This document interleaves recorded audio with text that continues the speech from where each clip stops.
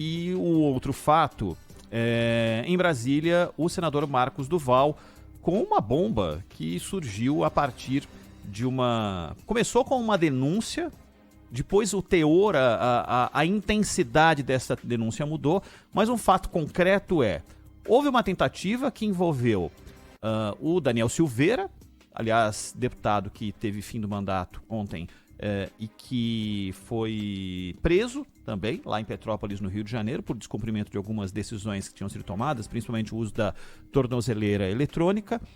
E na residência oficial da Presidência da República, com uso de carro oficial, com Marcos Duval participando de uma reunião para tratar de uma tentativa de um golpe, que seria gravar um ministro do Supremo para dizer algo que o comprometesse e que a partir daí fosse desencadeado um processo de fritura geral da nação e que impedisse posse do presidente da República, entre outras coisas.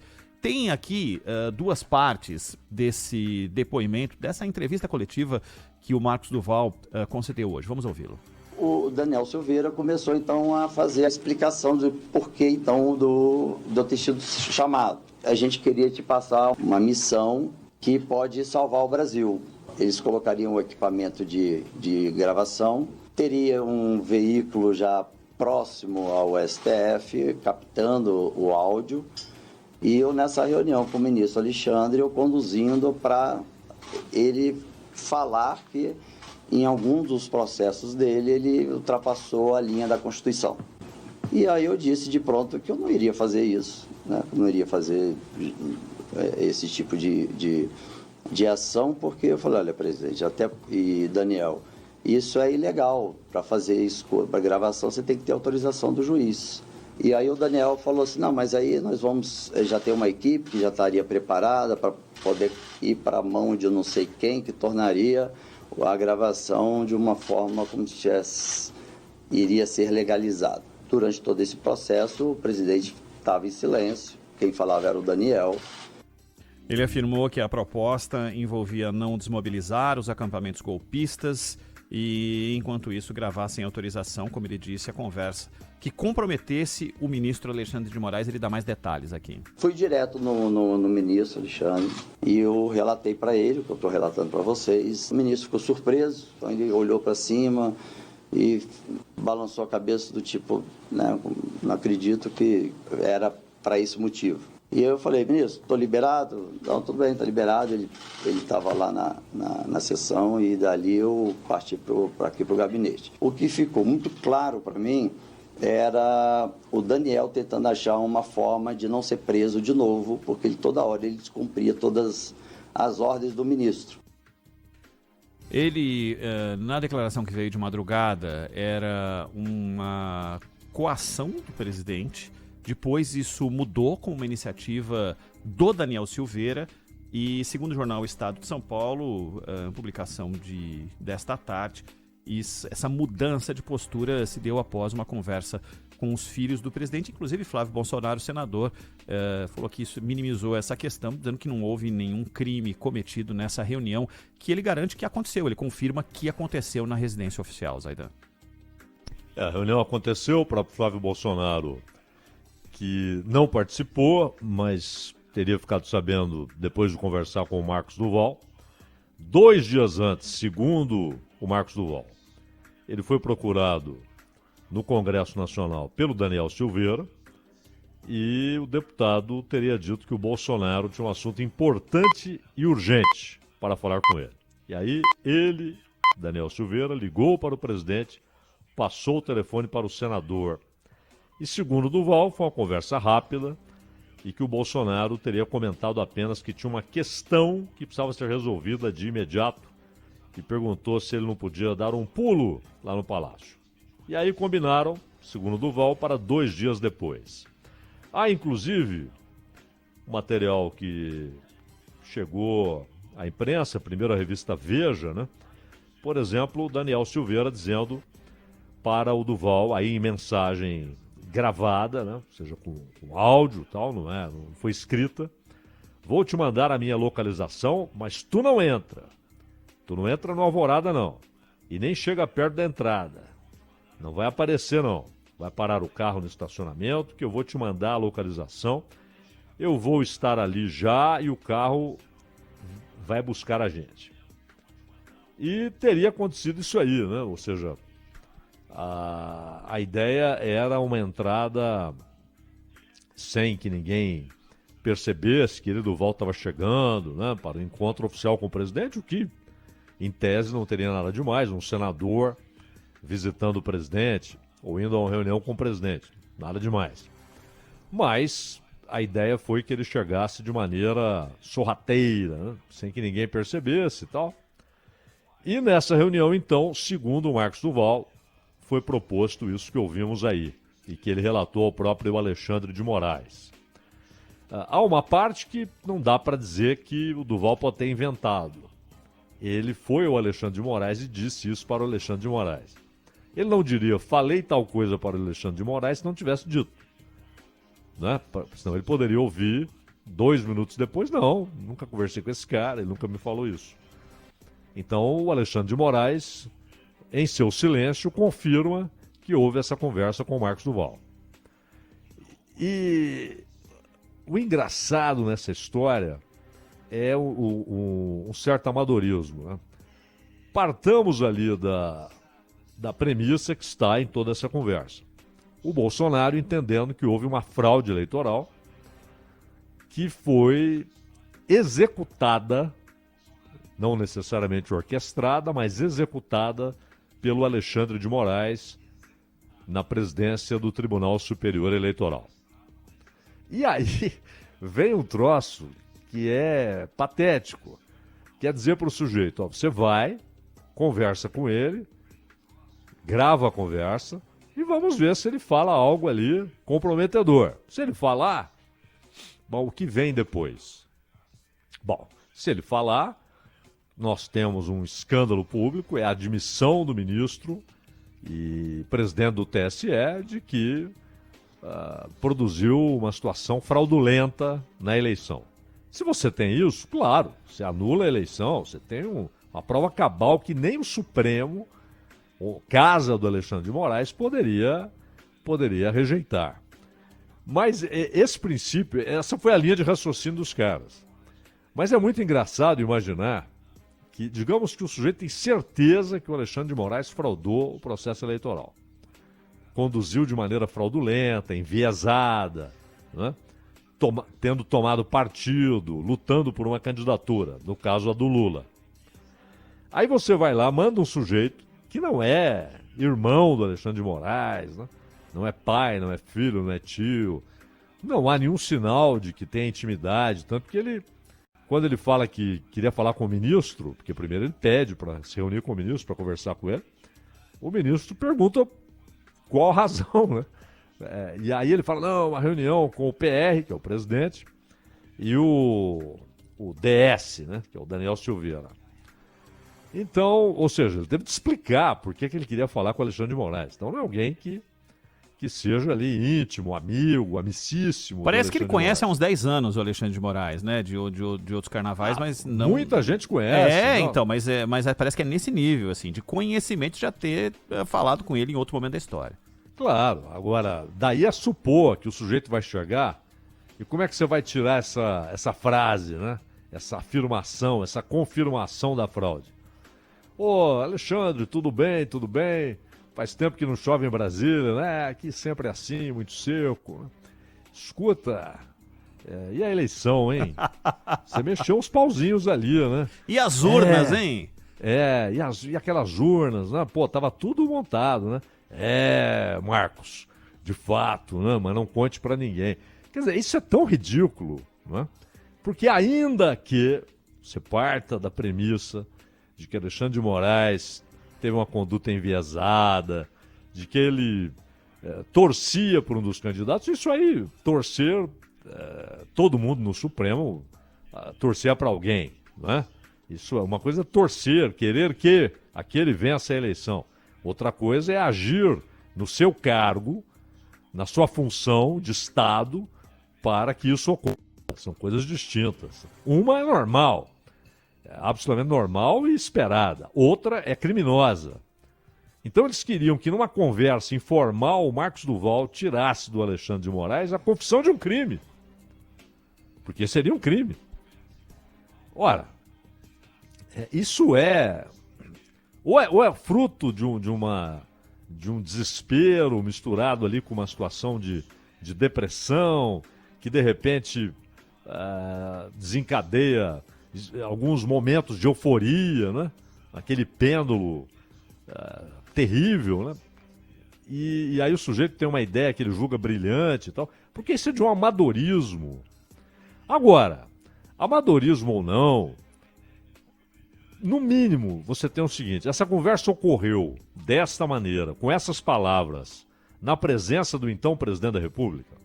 Se ocorreu, como já diz agora o Ministério Público Federal, você já tem a possibilidade de ver caracterizada a prevaricação.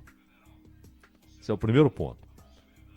Porque você está conversando com o presidente da República e resta saber se expondo ou ouvindo dele a sugestão de um ato ilegal.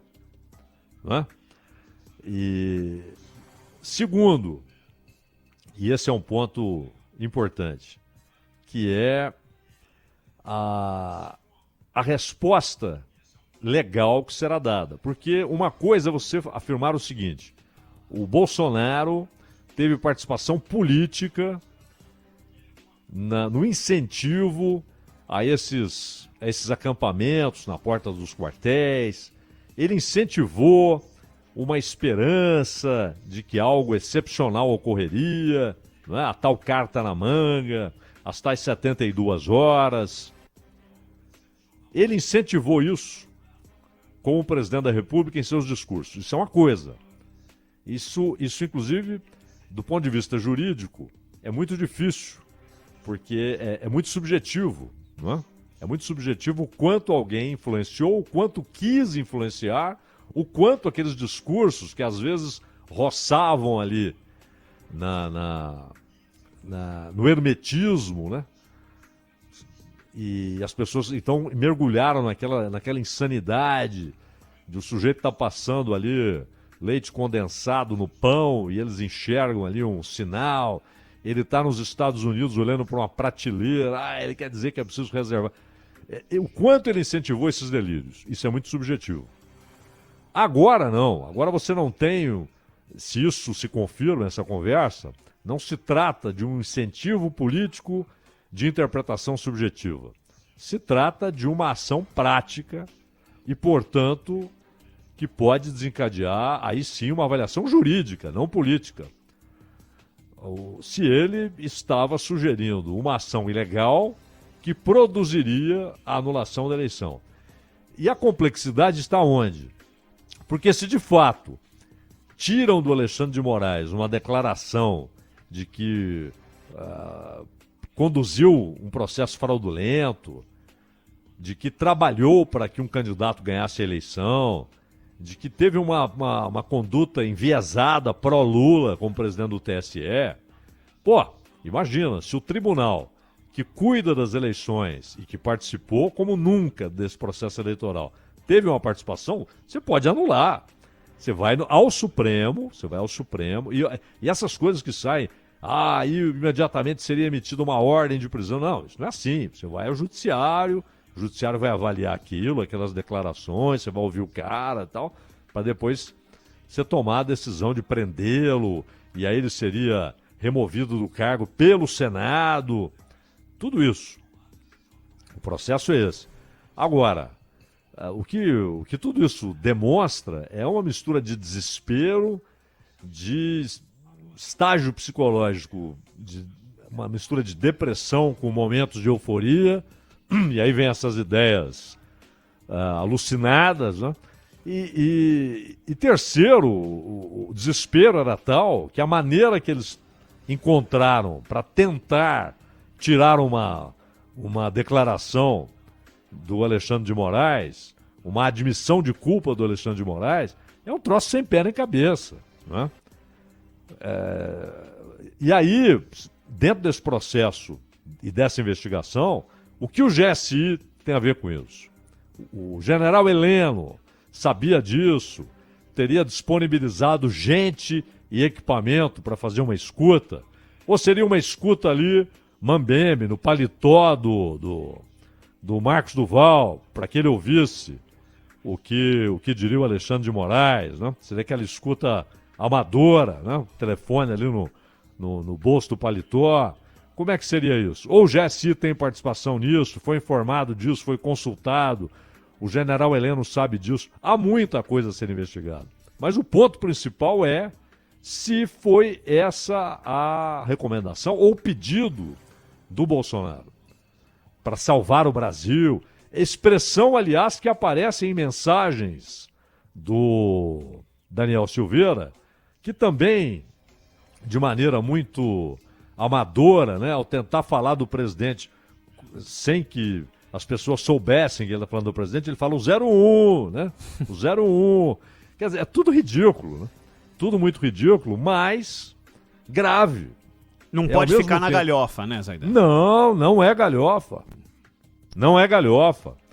Definitivamente, os caras não estão tentando ali fazer uma brincadeira, né, com Alexandre de Moraes, nada disso. Eles estão tentando produzir a anulação de uma eleição.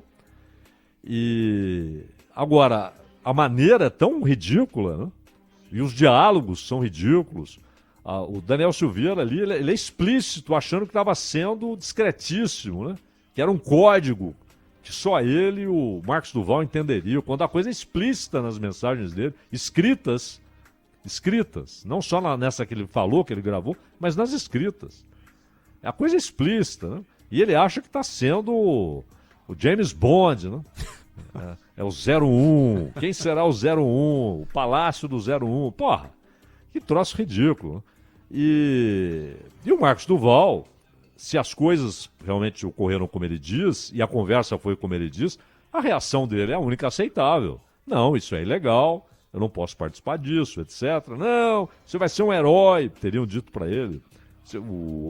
Segundo ele, o Daniel Silveira teria dito, você vai ser um herói nacional, é para salvar o Brasil. E talvez até todo o mote desses caras seja exatamente esse. Houve uma ilegalidade, a eleição foi fraudada.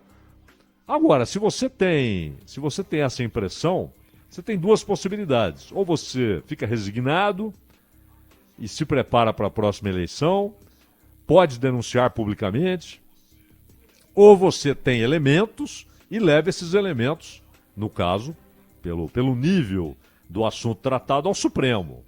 Não é um juiz de primeira instância, é ao Supremo. Olha, o ministro Alexandre de Moraes, presidente do TSE, conduziu de maneira deliberada uma eleição fraudulenta. Então, estão aqui as provas. Se você não tem isso, mas acredita que isso ocorreu, você tem que ficar resignado e esperar a próxima eleição. Embora com liberdade para contestar a urna, isso aí para mim é bobagem, esse papo de que o cara tem de ser preso porque contestou a urna. É um direito, é um direito. Se ele não demonstrar que a urna não funciona bem, ele que pague o preço dessa declaração. Mas é um direito falar isso. Agora, urdir uma situação claramente ilegal, esse é o ponto de partida, é ilegal, para produzir uma anulação da eleição, já não é um comprometimento político, é um comprometimento jurídico. E provavelmente, no mínimo, haverá uma denúncia do Ministério Público por prevaricação do presidente da República, do então presidente da República, porque como tal participou de uma reunião em que uma ilegalidade foi urdida e talvez até urdida por ele próprio. Né? Então isso, além da prevaricação, você pode, dependendo do que for colhido nessas investigações, chegar à conclusão de que ele estava urdindo um golpe de Estado, de que ele estava organizando um golpe de Estado. Agora, a gravidade de tudo isso não apaga o ridículo da maneira como eles tentaram realizar essas coisas. Né? Tava lembrando aqui, para quem viveu o cinema dos anos 80, anos 90, tal, essas coisas, tem um personagem que é de uma série de filmes chamada Corra que a Polícia Vem Aí, né? Então, os Leslie Nielsen, e fazia o Tenente Frank Drebin. E, obviamente, que era uma comédia. E, numa certa vez, ele foi para gravar, ele estava no meio de 200 bandidos. E aí os caras abrem e ele tinha debaixo do peito, abrem a roupa que ele tava, tinha um gravador de rolo, viu, Zaidan? Um gravador de rolo com 200 luzinhas. Então eu me lembrei muito do Sargento Frank Drebin com o Duval indo gravar o Alexandre de Moraes, porque a coisa foi tão tosca do ponto de vista da organização técnica disso aí, imagina, né? Como é que você vai gravar um negócio desse? Lembrei muito desse personagem do cinema lá de 1988. E eu fico imaginando o Duval tentando puxar ali a declaração, né? Não é? Vamos tomar um cafezinho, tal, o senhor prefere uma água gelada, tá muito calor aqui em Brasília. Bela atuação sua na eleição, decisivo, hein, ministro? Né? Mas aquela urna, hein? Não sei não, hein? Sei não, o que o senhor acha, tal? O que o senhor pode me contar? Cá entre nós, né? O grande detetive foi o Agente 86. Maravilhoso. Né? Ele talvez ele fosse mais esperto, tivesse um sapato ali, um sapatofone para poder fazer uma conexão mais discreta, viu, Zaidan? Me contaram no episódio, esse eu não vi, mas me contaram, que ele foi preso pela Caos, né? Que era a organização criminosa, tal. Ele foi preso e decidiram, você vai ser executado, né? Não tem conversa, você vai ser executado. Faça seu último pedido.